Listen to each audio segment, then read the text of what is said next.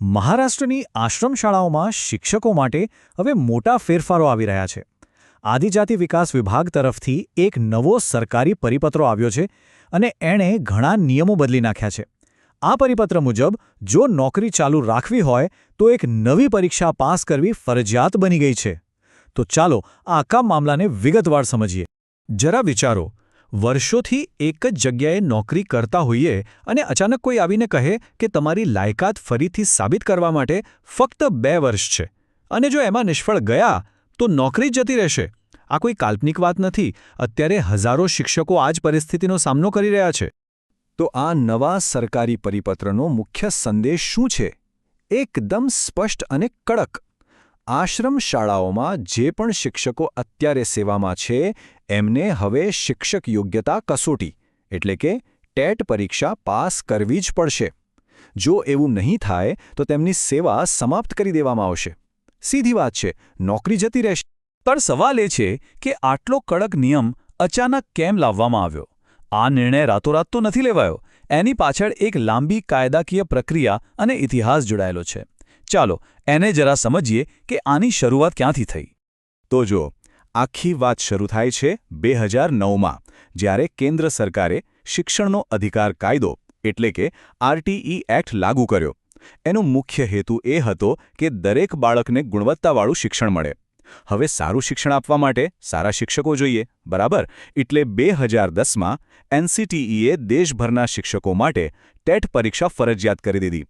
અને પછી 2013માં મહારાષ્ટ્ર સરકારે પણ આ નિયમ અપનાવી લીધો, જેમાં રાજ્યની આદિવાસી આશ્રમ શાળાઓ પણ સામેલ હતી. હવે રસપ્રદ વાત એ છે કે નિયમ તો 2013થી હતો, પણ એનું પાલન બહુ ઢીલું હતું. મોટાભાગે બધું કાગળ પર જ ચાલતું હતું.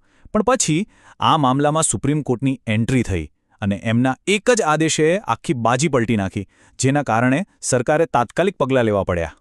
સુપ્રીમ કોર્ટના શબ્દો બિલકુલ સ્પષ્ટ હતા. કોર્ટે કહ્યું કે જે શિક્ષકો આરટીઈ કાયદો આવ્યા પહેલાંથી નોકરીમાં છે એમણે પણ સેવામાં ચાલુ રહેવું હોય તો 2 વર્ષની અંદર ટીઈટી પાસ કરવી પડશે.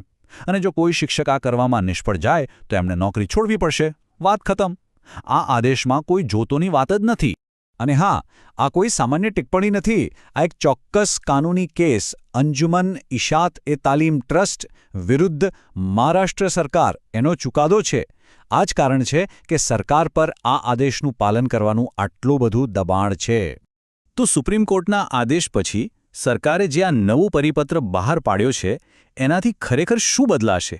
જે શિક્ષકો અત્યારે નોકરીમાં છે અને જેઓ ભવિષ્યમાં જોડાવા માંગે છે એમના માટે આનો શું અર્થ છે? ચાલો એને વિગતવાર જોઈએ. સારું, તો સૌથી પહેલાં એ હજારો શિક્ષકોની વાત કરીએ જેઓ પહેલેથી જ આ શાળાઓમાં ભણાવી રહ્યા છે. આ પરિપત્ર એમના માટે શું લઈને આવ્યો છે? એમના માટે એકદમ ચોક્કસ નિયમો અને હા, એક ડેડલાઇન પણ નક્કી કરવામાં આવી છે. તો જુઓ, હાલના શિક્ષકો માટે કાઉન્ટડાઉન શરૂ થઈ ગયું છે. એમની પાસે ટેટ પાસ કરવા માટે 1 સપ્ટેમ્બર 2027 સુધીનો સમય છે. અને પરિણામ પણ એટલું જ સ્પષ્ટ છે. જો આ સમયમર્યાદા ચૂકી ગયા તો એમની સેવા સમાપ્ત થઈ જશે. મતલબ કે નોકરી ગઈ. હવે આ વાત ફક્ત જૂના શિક્ષકો પૂરતી મર્યાદિત નથી. આ પરિપત્ર ભવિષ્યમાં પ્રાથમિક શિક્ષકોની જે પણ નવી ભરતી થશે એના માટે પણ ખૂબ જ કડક નિયમો સ્થાપિત કરે છે. હવે નવા નિયમો શું કહે છે એ જુઓ. પહેલી વાત, ધોરણ 1થી 8માં કાયમી નોકરી જોઈતી હોય તો ટેટ પાસ હોવું ફરજિયાત છે. જો કોઈ ટેટ પાસ ન હોય તો એમને કામચલાઉ ધોરણે રાખી શકાશે, પણ એ પણ ફક્ત એક જ શૈક્ષણિક સત્ર માટે. અને સૌથી મોટી વાત, આવા કામચલાઉ શિક્ષકનો પગાર સંસ્થાએ પોતાના ખિસ્સામાંથી આપવો પડશે. સરકાર તરફથી 1 રૂપિયો પણ નહીં મળે. એટલે કે બધો જ આર્થિક બોજ સંસ્થા પર આવશે. સારું, તો આટલા બધા કડક નિયમો, કાયદાઓ અને સુપ્રીમ કોર્ટનો આદેશ, આ બધાની પાછળનો અસલી હેતુ શું છે? સરકારે આ નીતિ દ્વારા ખરેખર શું હાંસલ કરવા માંગે છે? અને જવાબ એકદમ સીધો છે. આ બધી કવાયતનો મુખ્ય ધ્યેય છે શિક્ષણની ગુણવત્તામાં સુધારો કરવો. સરકારે સુનિશ્ચિત કરવા માંગે છે કે આદિજાતિ વિકાસ શાળાઓમાં ભણતા વિદ્યાર્થીઓને એવા શિક્ષકો મળે જેઓ રાષ્ટ્રીય સ્તરના માપદંડો પર ખરા ઉતરતા હોય. એટલે કે વર્ગમાં ભણાવનાર દરેક શિક્ષક પાસે ઓછામાં ઓછી જરૂરી લાયકાત તો હોવી જ જોઈએ. પણ આ બધા પછી એક મોટો સવાલ તો ઊભો જ રહે છે. શું ફક્ત શિક્ષકો માટે આવા કડક માપદંડો નક્કી કરવાથી અને એનું પાલન કરાવવાથી આદિવાસી વિસ્તારોમાં શિક્ષણની ગુણવત્તામાં ખરેખર સુધારો આવશે?